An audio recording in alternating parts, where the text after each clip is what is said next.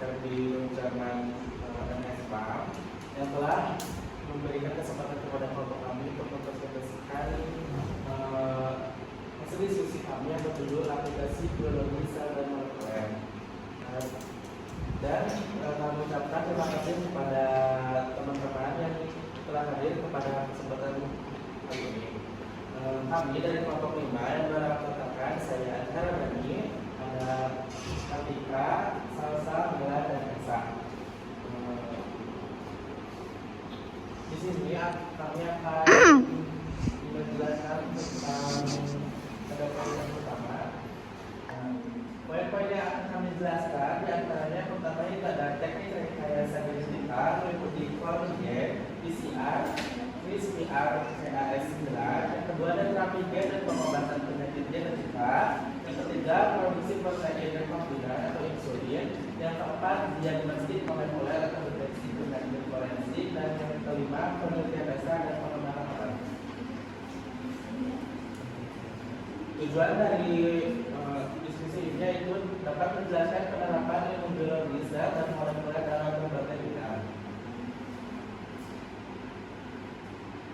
Yang pertama yaitu ada rekayasa genetik, di mana rekayasa genetik merupakan suatu bioteknologi yang meliputi suatu modifikasi genetik, manipulasi gen, DNA rekombinan, teknologi serta juga cloning gen dan genetika modern itu dengan cara menggunakan segala jenis prosedur.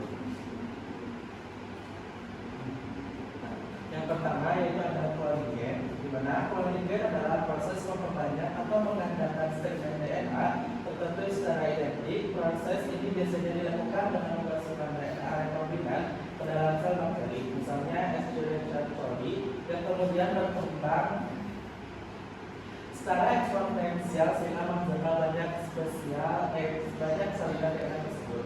Nah, di sini ada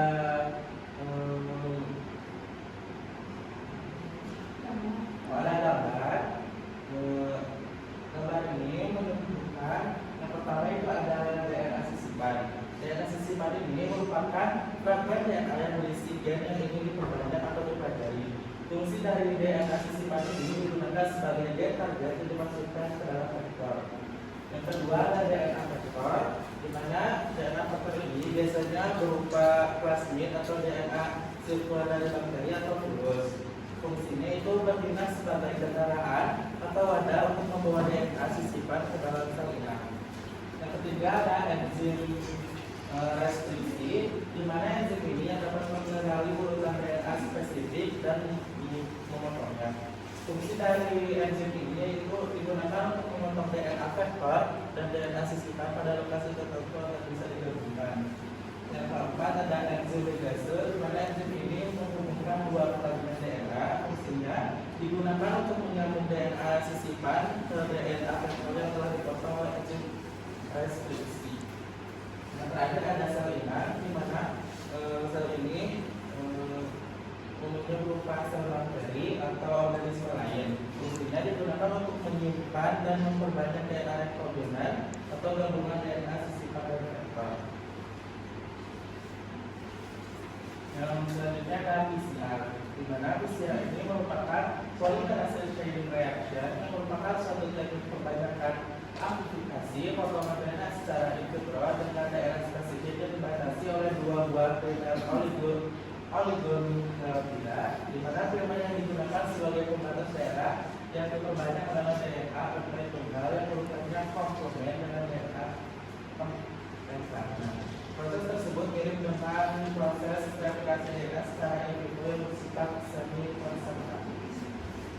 Di sini juga ada gambar di mana gambar ini menjelaskan yang pertama itu ada rand DNA, di mana rand DNA ini merupakan denaturasi DNA. Rand DNA ini menggunakan proses pemanasan dengan 94 derajat Celcius, di mana DNA ini dipanaskan dan denaturasi menjadi dua buah rangkaian tunggal. Tujuannya itu untuk memisahkan helix ganda DNA dan primer bisa menempel pada masing-masing bingkai. Selanjutnya ada primer binding. Pada primer binding ini suhu diturunkan menjadi 53 derajat Celcius. Suhu diturunkan ini agar primer atau dari kata dengan urutan spesifik pada rantai DNA tunggal. Primer format ini merupakan potongan DNA pendek yang menjadi titik awal sintesis DNA baru oleh enzim. Selanjutnya ada extension.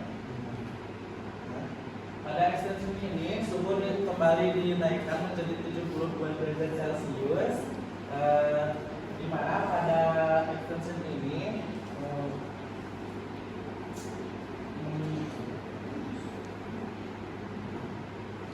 menambahkan bakteri enzim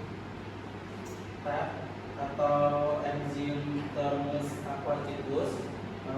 Enzim ini bekerja menambahkan nukleotida protein primer dan memperpanjang rantai DNA. Selanjutnya ada next atau siklus selanjutnya, yaitu DNA ini menggandakan jumlah DNA terjadi secara eksponensial. Selanjutnya ada CRISPR-Cas9, di mana ini merupakan teknologi pengeditan gen yang melibatkan dua komponen penting, RNA paduan untuk mencocokkan gen target yang diinginkan. Dan CRISPR9 ini merupakan protein terkait endonuklease yang menyebabkan pemecahan DNA beruntai ganda memungkinkan modifikasi pada genom. Pada ini juga ada gambar yaitu di mana yang pertama itu ada target DNA yang menjadi sasaran untuk dipotong atau diedit, memiliki arah kelima ketiga dan 3 kelima pada dua rangkaian. Kemudian ada guide RNA. Guide RNA ini merupakan molekul RNA yang RNA buatannya mengarahkan enzim Cas9 ke lokasi target DNA. Di sini ada bagian kuning dan orange, di mana kuning ini merupakan sequence yang komplementer dengan target DNA, dan bagian orange ini rangkaian penghubung terbentuk grup bagian dari struktur RNA. Selanjutnya di sini ada jenis trafigen. Yang pertama itu ada trafigen sel somatik, di mana trafigen sel somatik ini gen yang normal ditransfer ke dalam sel-sel somatik pasien, tetapi hanya sel somatik yang ditargetkan. Kemudian sel ini tidak jadi trafigen somatik ini tidak mempengaruhi sel germinal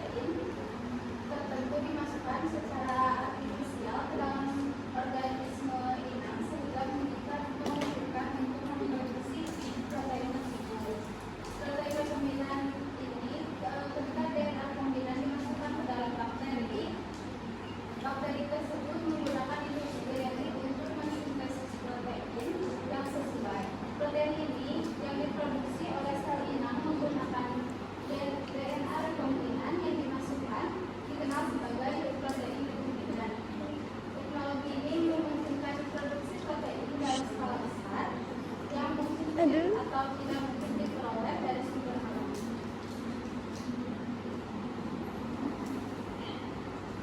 Produksi protein rekombinan ini menggunakan ada dua metode, yaitu yang pertama kloning molekuler untuk membuat DNA rekombinan dengan memasukkan fragmen DNA ke dalam vektor yang kemudian dimasukkan ke dalam sel inang hidup seperti bakteri, ragi atau sel mamalia.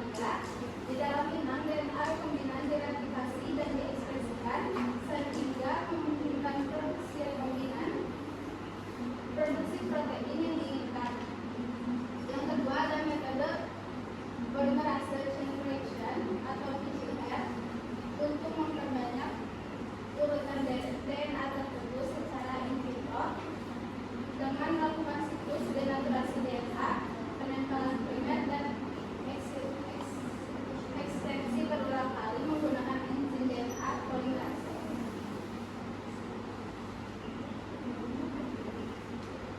Kemudian tujuan dari proses cloning ini adalah untuk menghasilkan protein yang dihasilkan dari proses cloning ini disebut protein rekombinan. Protein polimer dengan monomer asam amino, antar asam amino dihubungkan oleh ikatan vertikal. Untuk diagnosis protein rekombinan ini menggunakan deteksi rapid test. Untuk terapi penyakitnya itu protein terapeutik berupa insulin, interferon, dan spektrokinase. Keuntungan dari terapi penyakit terapeutik ini aman karena memiliki efek samping yang kecil. Insulin protein terapeutik rekombinan pertama yang diproduksi dari bakteri E. coli untuk terapi diabetes mellitus. Insulin protein terapeutik rekombinan pertama itu dinamai Humulin pada tahun 1980. Selanjutnya ada tahapan produksi protein rekombinan. Yang pertama yaitu isolasi gen sisipan. Yang kedua penyisipan vektor cloning, yaitu perbanyakan DNA. Selanjutnya ke subcloning ke vektor ekspresi. Yang keempat transformasi, jadi vektor ekspresi ditambahkan dengan gen sisipan ke dalam sel bakteri E. coli, nanti akan menghasilkan protein rekombinan diproduksi di dalam sel berupa transkripsi dan translasi. Selanjutnya isolasi protein rekombinan, kemudian pemurnian protein rekombinan, selanjutnya karakteristik protein rekombinan dan produksi sel besar. Kemudian ada proses cloning. Gen spesifik yang diinginkan yang ingin di-cloning dipotong secara tepat dari DNA sumber menggunakan enzim restriksi. Nah, ini juga yang dipotong itu sama kromosom fragmennya. Nanti vektor DNA sama kromosom fragmennya ini disatukan pada plasmid inang yang merupakan molekul DNA melihat kecil yang terpisah dari kromosom bakteri, juga dipotong dengan enzim restriksi yang sama. Penyisipan dan ligasi gen yang diinginkan kemudian disisipkan ke dalam plasmid yang telah dipotong. DNA ligase enzim yang memfasilitasi penggabungan pengkalian DNA digunakan untuk menyegel gen ke dalam plasmid sehingga menciptakan molekul DNA melihat yang berkesinambungan yang dikenal sebagai plasmid rekombinan. Yang kedua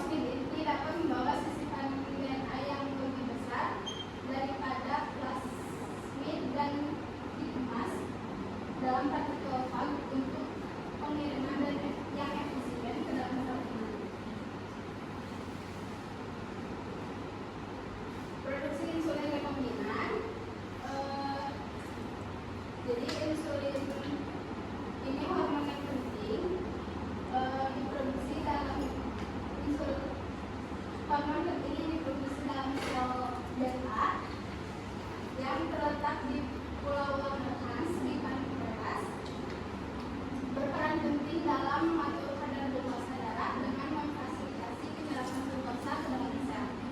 Yang kedua, insulin manusia terdiri dari 51 asam amino yang tersusun menjadi dua rantai polipeptida berbeda yang dikenal sebagai rantai A dan rantai B. Rantai A terdiri dari 21 asam amino, sedangkan rantai B terdiri dari 30 asam amino. Kedua rantai ini dihubungkan oleh dua ikatan disulfida rantai dan terdapat ikatan disulfida intrarantai tambahan dalam rantai. Perkenalkan, nama saya Kartika Medina dengan NIM 2204010047. Di sini tentang saya akan menjelaskan tentang diagnostik molekul, di mana diagnostik molekuler ini tuh metode pemeriksaan yang memanfaatkan teknik biologis molekuler untuk mendeteksi penyakit, untuk menganalisis DNA, RNA, kemudian metabolit dalam tubuh ataupun protein. Nah, teknik ini tuh digunakan untuk mengidentifikasi penyakit, memahami mekanisme penyakit, serta menentukan terapi yang paling efektif itu apa sih bagi pasien. Di mana deteksi penyakit ini tuh bisa menggunakan 3 metode. Yang pertama ada PCR, sama yang dikatakan oleh Aisyah tadi. Kemudian yang kedua ada sequencing DNA atau RNA, dan yang terakhir adalah PCR real-time dan hibridasi. Yang pertama ada PCR atau polymerase chain reaction. Metode PCR ini tuh teknik untuk mendiagnosis suatu penyakit yang sangat efektif dengan cara memperbanyak materi genetik patogen secara spesifik dan sensitif, dengan kemampuannya yang mendeteksi si DNA atau si RNA dari virus ataupun bakteri dalam berbagai jenis sampel. Aplikasi PCR ini tuh bisa digunakan untuk mendeteksi virus dan bakteri penyebab berbagai penyakit infeksi seperti COVID-19, gonorrhea, kemudian Clamida, penyakit lain, batuk kerja, dan infeksi sitomegalovirus. PCR ini juga penting untuk mendeteksi virus hepatitis C, terutama pada masa window period ketika antibodi belum terbentuk, sehingga didiagnosis dapat dilakukan lebih awal dan akurat. Kemudian yang ketiga, PCR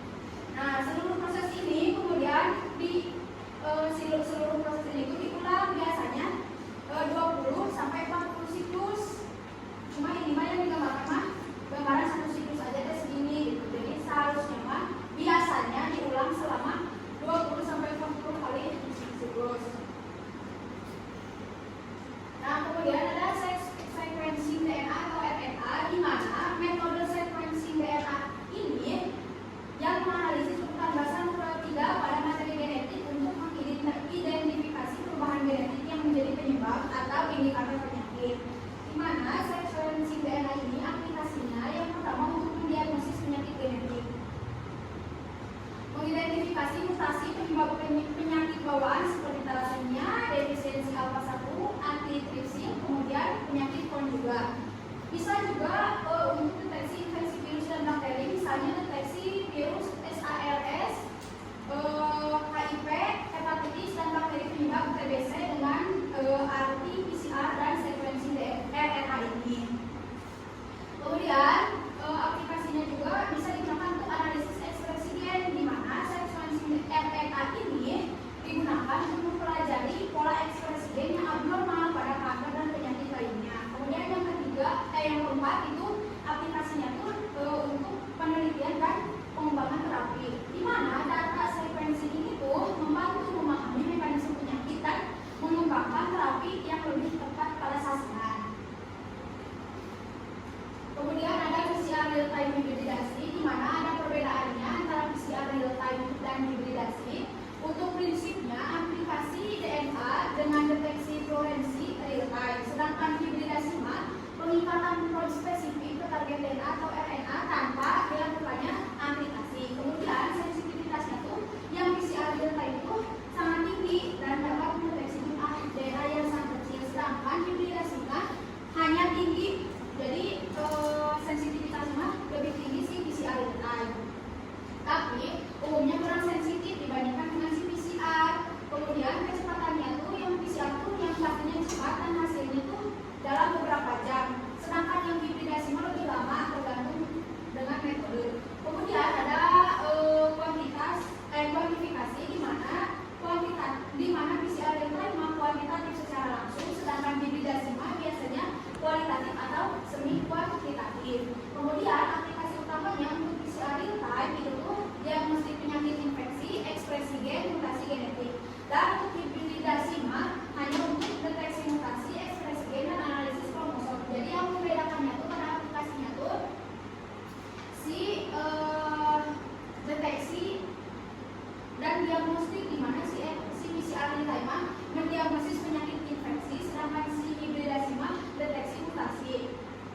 Kemudian PCR real time ini tuh metode diagnostik molekuler yang sangat efektif dan cepat untuk deteksi dan kuantifikasi DNA atau RNA patogen atau mutasi genetik dalam rekayasa genetik dengan sensitivitas dan spesifitas yang tinggi seperti yang dikatakan tadi. Sementara itu hibridasi molekuler memungkinkan deteksi spesifik sekuen asam nukleat tanpa aplikasi berguna untuk analisis mutasi, kemudian dan ekspresi gen secara langsung pada sampel. Kombinasi kedua ini tuh PCR real time sama hibridasi itu memperkuat kemampuan diagnostik molekuler dalam mendeteksi penyakit secara akurat dan efisien di bidang rekayasa genetik. Nah, kemudian ada forensik. Apa sih itu forensik? Di mana forensik itu penerapan teknik biologis molekuler untuk identifikasi individu dan analisis sampel biologis dalam konteks hukum dan kriminalistik. Di mana prinsip dari metode forensik ini tuh ada 4. Yang pertama DNA fingerprinting atau profiling DNA, kemudian ada polymerase chain reaction atau PCR yang tadi, kemudian ada analisis locus polymorphic, dan ada teknologi RFP atau reaction fragment length polymorphism.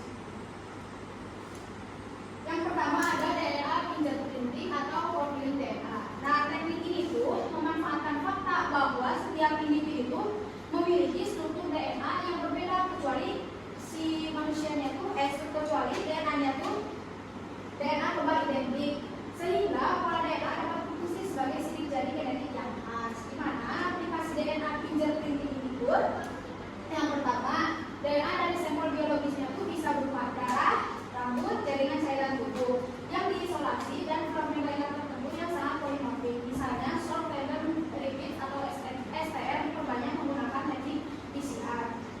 Dimana apa sih si STR ini tuh? Short tandem repeat adalah segmen DNA pendek yang terdiri dari urutan basa nukleotida, biasanya 2 sampai 7 pasangan basa.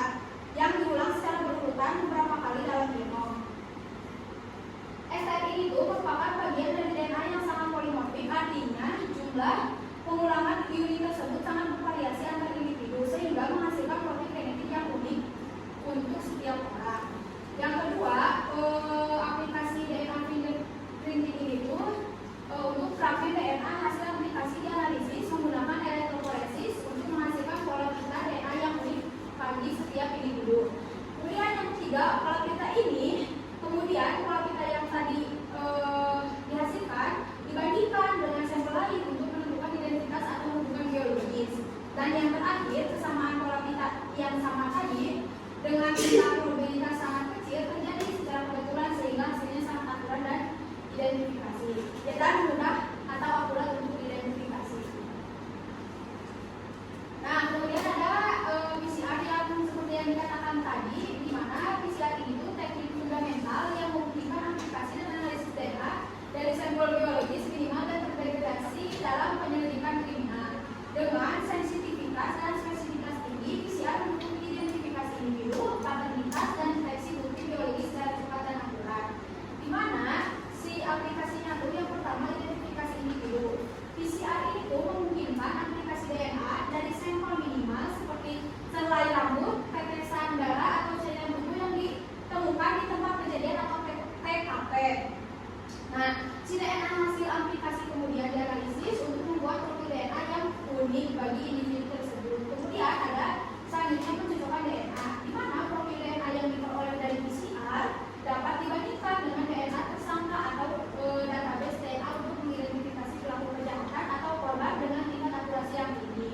Kemudian selanjutnya deteksi mutasi dan variasi genetik, di mana PCR digunakan untuk mendeteksi mutasi genetik yang relevan dalam kasus kriminal atau untuk tujuan penelitian genetik forensik. Kemudian yang terakhir ada analisis DNA yang terdegradasi. Karena sensitivitas PCR itu sangat tinggi, teknik ini efektif untuk menganalisis DNA yang sudah rusak atau berjumlah yang sangat sedikit yang sering ditemukan dalam sampel forensik ini. Nah, kemudian ada analisis lokus polimorfik, di mana metode utama untuk identifikasi individu berdasarkan variasi genetik yang tinggi pada bagian tertentu dari DNA yang tidak mengkode protein seperti satelit DNA dan short tandem repeat atau STR. Di mana analisis lokus polimorfik ini digunakan untuk identifikasi korban, pelaku kejahatan, dan penentuan hubungan keluarga dalam kasus forensik. Analisis lokus ini hanya dibutuhkan sedikit sampel DNA dari berbagai sumber biologis, darah, rambut, cairan tubuh yang dapat diambil dari seluruh sel inti tubuh. Kemudian profil DNA yang dihasilkan dibandingkan dengan database DNA untuk pencocokan dan verifikasi identifikasi. Metode ini telah diterima secara luas sebagai standar identifikasi dalam bidang forensik karena akurasi dan sensitivitasnya yang tinggi.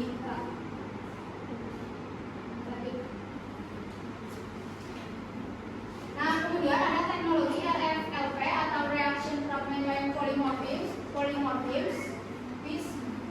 Nah, teknologi RFLP ini adalah metode diagnostik molekuler klasik dalam forensik dan rekayasa genetik yang memanfaatkan variasi panjang fragmen DNA hasil pemotongan enzim rektisi untuk identifikasi individu, di mana pemeriksaan perternasi dan penanda genetik penyakit.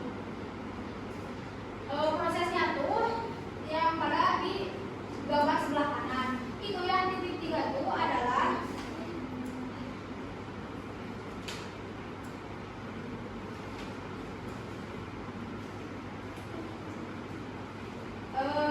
DNA extraction, di mana langkah pertama mengisolasi DNA dari sel atau jaringan itu tuh dipresentasikan oleh 3 sel awal yang kemudian menghasilkan satu reaksi berisi larutan DNA. Kemudian si nukleoetake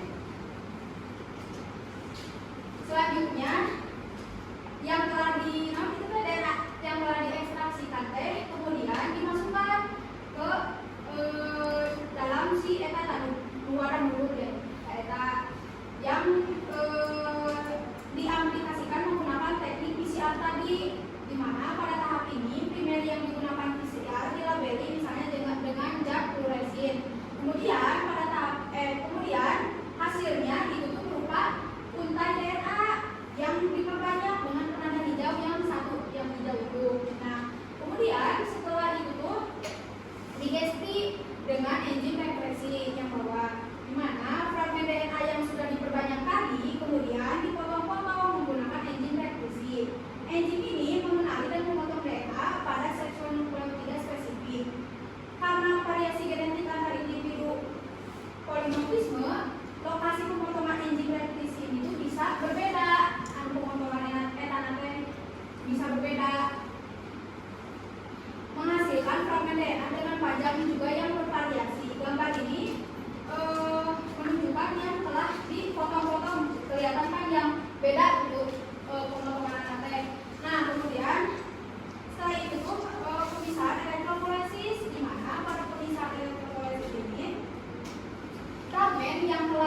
dipotong kemudian dipisahkan, udah dipotong saya dipisahkan berdasarkan ukurannya menggunakan elektroforesis gel. DNA yang bermuatan negatif akan bergerak menuju kutub positif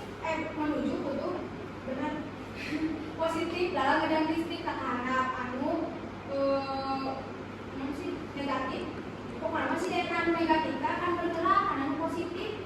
Nah, sedangkan yang DNA yang positif akan bergerak. Pokoknya masih negatif karena si positif bergerak. Nah, kemudian hasilnya adalah pola pita. Nah, si pola pita ETP berbeda-beda mewakili fragmen DNA yang ukurannya tertentu. Kemudian setelah itu masuk ke dalam deteksi laser, di mana pada deteksi laser ini tuh setelah elektroforesis tadi dengan barang positif, selanjutnya deteksi laser di mana gel deteksi menggunakan laser karena primer yang digunakan pada langkah PCR tadi telah dilakukan di atas. Laser dapat mendeteksi label tersebut pada pita-pita DNA. Ini menghasilkan sinyal yang dapat divisualisasikan sebagai grafik puncak-puncak. Kemudian di mana setiap puncak mewakili fragmen DNA yang terdeteksi dan ukurannya. Grafik ini memungkinkan identifikasi pola RFLP yang unik untuk setiap individu atau sampel. Baik, perkenalkan nama saya Saudara Mano Berhad dengan NIM 220411155. Di sini saya akan menyampaikan materi yang mengaplikasikan biologi molekuler dalam penelitian dasar dan pengembangan obat. Di sini terdapat dua pendekatan, yaitu ada pendekatan klasik dan pendekatan modern. Pada pendekatan klasik atau disebut trial and error, di sini peneliti mencoba segala berbagai kemungkinan dan mengamati hasilnya, kemudian mengulangi proses hingga mendapatkan hasil penelitian yang diinginkan. Kemudian pada pendekatan modern dengan berbasis digital dan komputasi, yaitu targetnya antara lain protein, enzim, reseptor ataupun protein transporter. Di sini bermanfaat untuk mengetahui berbagai penyakit pada tingkat genetik dan protein dan juga mekanisme biologisnya. Next. Kemudian ada target molekuler. Jadi salah satunya yaitu kontribusi besar biologi molekuler dalam kemampuannya untuk mengidentifikasi target-target penting dalam tubuh seperti protein atau enzim yang memicu penyakit. Contohnya pada kanker payudara, protein F2 yang diekspresikan secara berlebihan menjadi target terapi dengan antibodi transducing.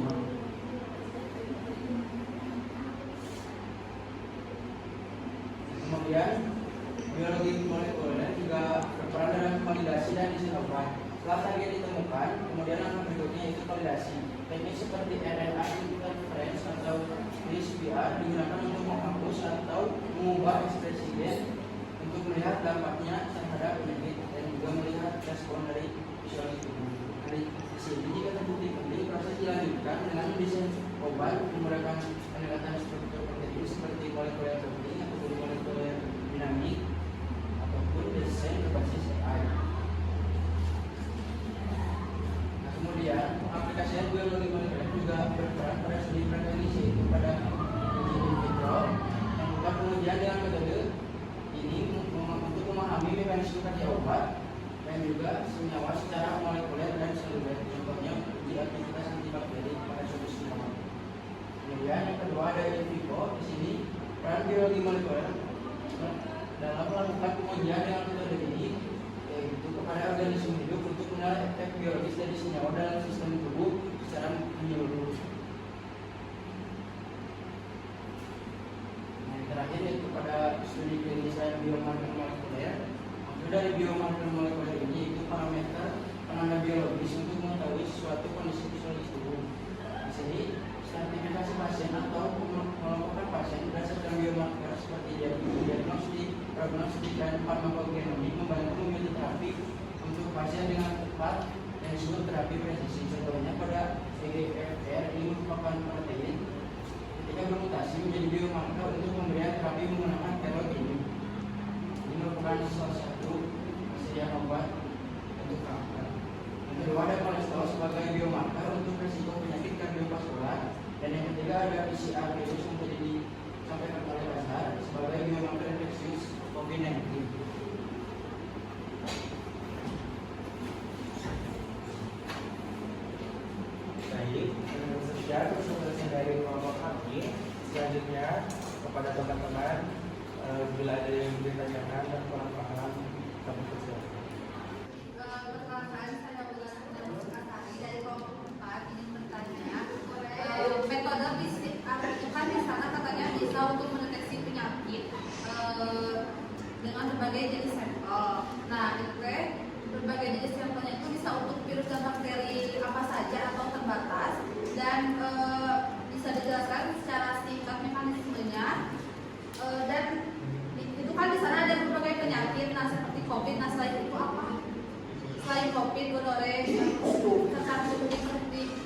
poin. Saya akan jawab pertanyaan bulan, di mana pertanyaannya itu apa saja aplikasi PCR itu bisa mendeteksi untuk bakteri, virus dan virus apa saja serta mekanisme kerjanya. Di mana si PCR ini tuh kan digunakan untuk mendeteksi keberadaan materi genetik termasuk DNA atau RNA dari berbagai jenis bakteri dan virus penyebab penyakit tersebut. Di mana untuk aplikasi PCR untuk mendeteksi virus ini diantaranya yang pertama virus SARS-CoV-2, di mana si virus SARS-CoV-2 ini tuh penyebab COVID-19. Kemudian ada virus influenza, kemudian ada megalovirus, kemudian ada virus HIV atau human immunodeficiency virus.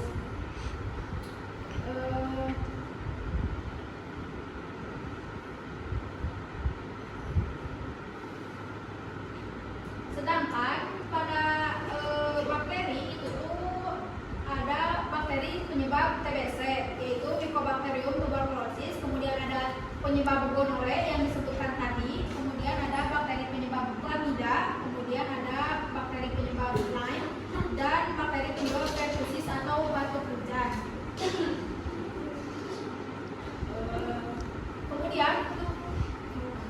Kemudian untuk mekanisme kerja PCR-nya pun sama ya seperti yang dijelaskan tadi, di mana terdiri dari denaturasi, kemudian annealing dan extension.